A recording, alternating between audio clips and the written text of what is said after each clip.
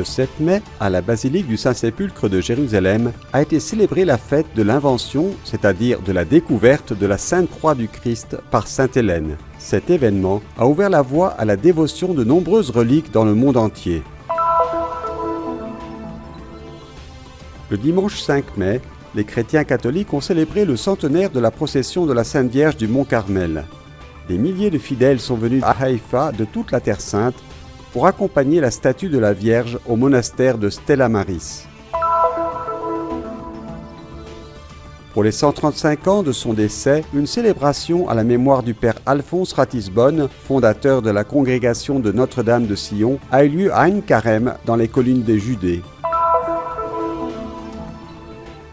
Pâques, journée de la mémoire pour les victimes de la Shoah, jour de l'indépendance. Ces dernières semaines ont été intenses à Jérusalem et dans tout Israël, marquées par quelques-unes des principales fêtes religieuses et civiles de l'année, des moments importants pour la mémoire du peuple juif. Persécution et haine. Devant les attaques constantes de minorités religieuses et ethniques, notamment au Moyen-Orient, l'administrateur apostolique du patriarcat latin de Jérusalem, Monseigneur Pierre Battista Pizzaballa, demande la fin des violences commises au nom de Dieu.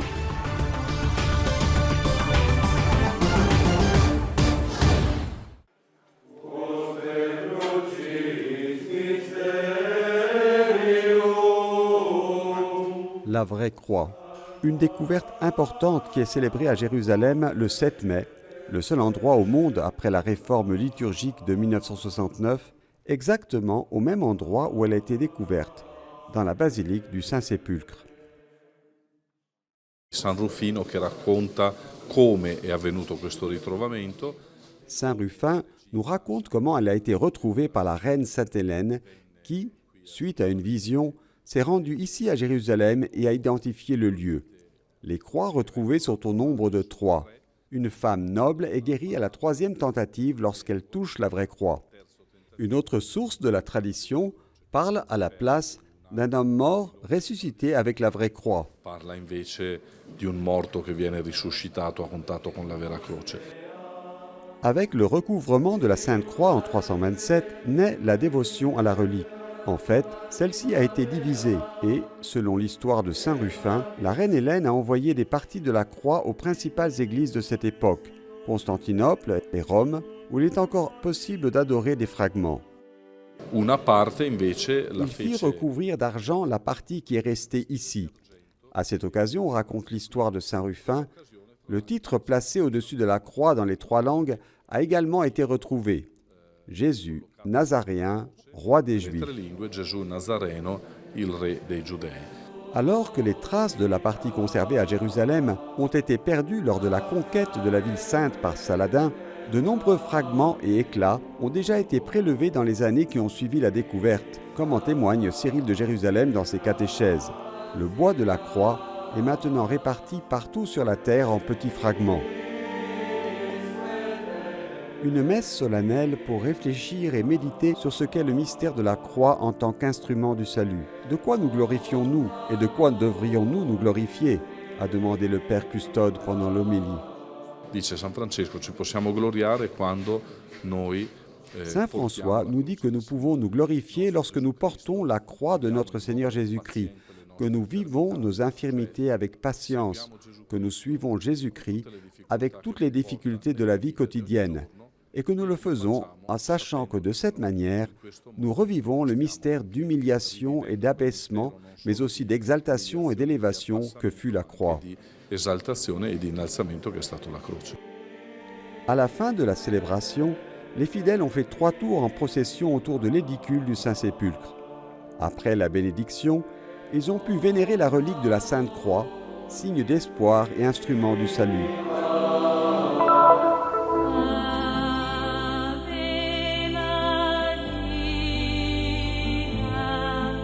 The mother always gathers all her children. Une mère réunit toujours tous ses enfants. Aujourd'hui, nous avons eu un bel exemple de la manière dont elle nous réunit encore aujourd'hui, tous les chrétiens de Terre Sainte, de Bethléem et de tous les villages de Palestine, de ceux de la Galilée et de nombreux pays. Nous sommes plus de 20 000 personnes pour célébrer notre maman. More than 20,000 people to celebrate their mother.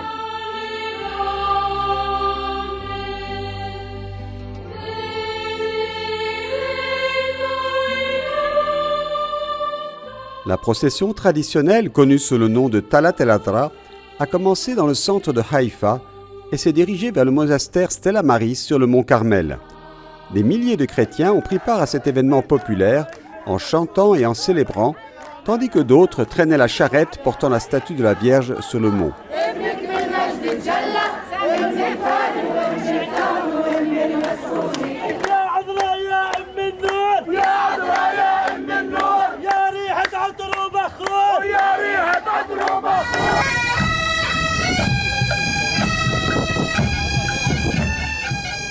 L'origine de cet événement religieux remonte à 1919, lorsque la statue de la Vierge Marie fut restituée au monastère de Stella Maris après la fin de la Première Guerre mondiale.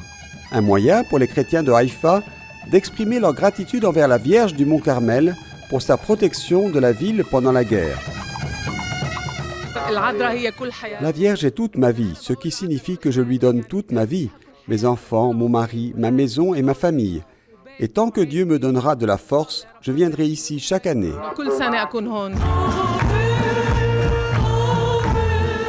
Chacun a une histoire émouvante, qui a fait un vœu à la Vierge Marie et a marché quelques kilomètres, d'autres qui marchaient pieds nus dans la rue, et d'autres qui habillaient leurs petites filles avec les vêtements de la Vierge. J'étais paralysé et incapable de marcher, et espérais que l'hôpital me remettrait sur pied. Mais la Vierge m'a aidé, et aujourd'hui je suis en procession. Je l'imagine qui marche à côté de moi. Oui, elle m'a aidé à me relever de nouveau.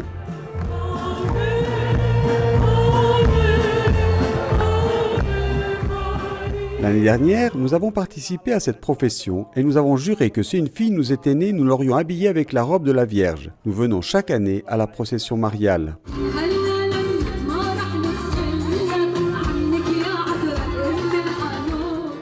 Malgré tous les appels à boycotter ce rendez-vous traditionnel, les chrétiens de Terre Sainte ont confirmé par une présence nombreuse leur affection pour la Mère de Dieu, vénérée par les habitants de Haïfa et à qui ils sont liés depuis 100 ans.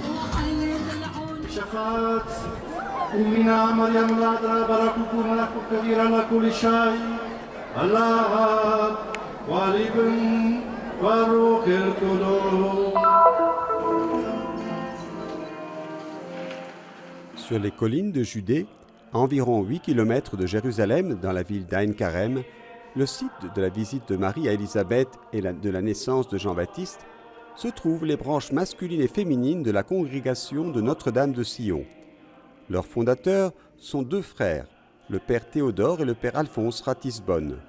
Théodore a progressivement découvert la foi dans le contexte chrétien dans lequel il a vécu et étudié. Alphonse-Marie a fait une expérience de Dieu très rapide.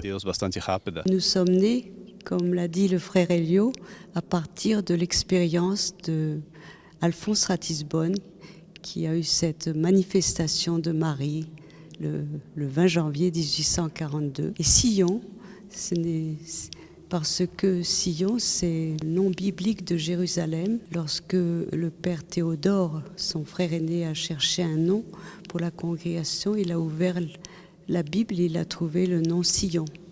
Et Sion exprime le lien profond que nous avons comme congrégation à partir de nos fondateurs qui sont nés dans des familles juives, avec le peuple juif, avec le peuple d'Israël, avec le peuple de Sion. En plus de la Terre Sainte, la congrégation est présente en Amérique, en Afrique, en Europe, en Asie et en Océanie, et joue un rôle important dans tous ces lieux.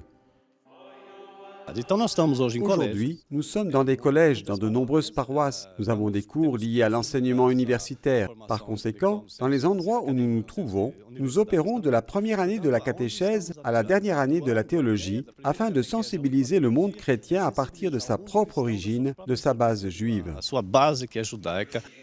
Il y a deux célébrations importantes de la congrégation. Le 20 janvier, c'est le jour où Alphonse Ratisbonne a eu cette révélation de Marie dans une église de Rome, Saint-André dell'Efraté. Donc, c'est là vraiment qu'il a compris que, à partir de cette rencontre avec Marie, qu'il ne lui a rien dit, parce que ce qu'il a compris, c'est ce mystère extraordinaire que la foi en Jésus-Christ, puisqu'il était juif, ne le sépare pas de son peuple. Et le 6 mai, c'est le jour de sa mort. Et il avait dit « Je mourrai à l'âge de Marie ». Et quand on lui a demandé « Comment savez-vous à quel âge Marie est morte ?», il a dit « Eh bien, quand je mourrai, vous le saurez ». Lors de cette célébration de mai, les religieux se sont réunis dans la chapelle de Notre-Dame de Sion et, par la même occasion, un Brésilien a reçu les ministères de lecteur et d'acolyte. Les ministères de lecteur et d'acolyte sont une bénédiction que les fidèles reçoivent de l'Église qui leur permet d'exister le service de l'autel et de la parole dans la grâce de Dieu. Le nonce apostolique en Israël, Monseigneur Leopoldo Girelli, a célébré le 135e anniversaire de la mort du père Alphonse Ratisbonne. Dans son homélie, il s'est référé à l'évangile des noces de Cana. Le Dieu dans lequel nous croyons est le Seigneur qui s'est manifesté à Cana. C'est lui qui sert le vin le meilleur. Et il a souligné, la foi n'est pas de la tristesse, mais de la joie.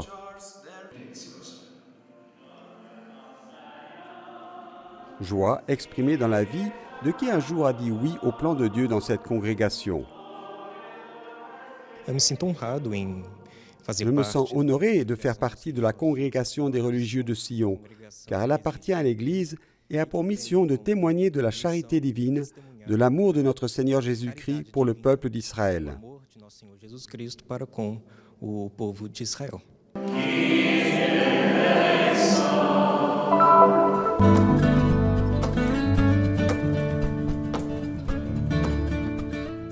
Ces dernières semaines, marquées par quelques-unes des principales fêtes religieuses et civiles de l'année pour le peuple juif, ont été intenses à Jérusalem et dans tout Israël.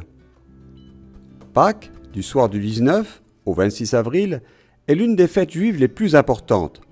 Son nom, Pessar signifie littéralement passage, rappelle la longue traversée dans le désert qui a duré 40 ans, de l'Égypte à la terre promise, de l'esclavage à la liberté, sous la conduite de Moïse. Après le traditionnel dîner de famille, la veille de Pâques, les célébrations de Pâques se sont poursuivies pendant une semaine entière. À cette occasion, beaucoup de Juifs sont venus à Jérusalem de tout le pays et d'ailleurs. La journée de la Shoah, Yom HaShoah, le 2 mai, ont fait mémoire de la mort des 6 millions de Juifs dans les camps d'extermination nazis au cours de la Seconde Guerre mondiale, une blessure qui est toujours ouverte, en particulier pour les quelques témoins directs survivants. Je pouvais voir les camions qui venaient chercher les Juifs sous la maison à plusieurs reprises. Ils les chargeaient tous jusqu'à ce que ma mère décide de fuir. J'avais 11 ans. C'est un prêtre français qui a sauvé nos vies. Pour lui, chaque être humain était un cadeau de Dieu. Chaque année, pendant la journée du souvenir de la Shoah, tout le pays s'arrête pendant 2 minutes au son des sirènes pour se souvenir des victimes de l'Holocauste. Nous ne pouvons pas oublier, mais la mémoire n'est pas un obstacle au dialogue. Bien entendu, ici, aujourd'hui, nous avons un autre dialogue à poursuivre, celui avec les Palestiniens. Lorsque je suis arrivé en Israël pour la première fois, c'était en 1950. Je ne savais rien à leur sujet. Puis, peu à peu, j'ai compris. 2 peuples qui ont le droit de vivre dans le même pays, qui est certainement petit. Pour moi, l'essentiel est de regarder l'autre comme une personne qui a le droit de vivre et d'être respectée. Io credo di essere il più giovane sopravvissuto alla Je crois que je suis le plus jeune survivant de l'Holocauste. Je suis né en septembre 1943. Et maintenant que j'ai 76 ans, chaque année, je ressens un peu plus le besoin de raconter. Ogni anno sento di più quindi il bisogno di raccontare. La série de fêtes juives se termine par le jour de l'indépendance le 9 mai. Il y a 71 ans naissait officiellement l'État d'Israël. Des drapeaux blancs et bleus ont déjà rempli les terrasses, les fenêtres et les toits des automobiles dans tout le pays, et en particulier à Jérusalem, où de nombreuses manifestations ont été organisées sur les places et dans les clubs.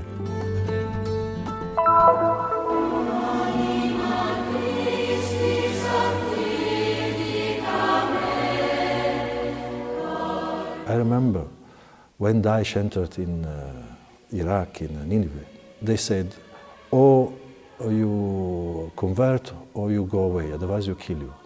All these Christians, Yazidi also, all the others, they left everything. All was their life in order to remain with Jesus.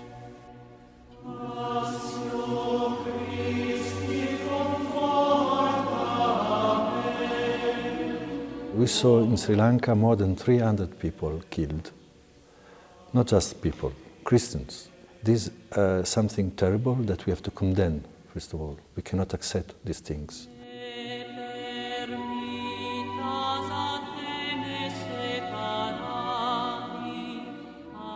Un extrémisme aveugle, motivé par des discours de haine, a provoqué la mort de nombreuses personnes de toutes les religions. Des attentats terroristes incessants et des attentats qui ont dépassé les limites de la raison et de la conscience ont frappé des mosquées, des églises, des lieux de culte, des enfants, des femmes et des personnes âgées. This is also occasion to think about all the persecutions, all the killings, apparently in the name of God. We saw few recently also in New Zealand, and we saw in Sri Lanka, in Egypt, in Nigeria, in many other places. A lot of persecutions. Christians have been killed, Muslims have been killed. All these apparently in the name of God.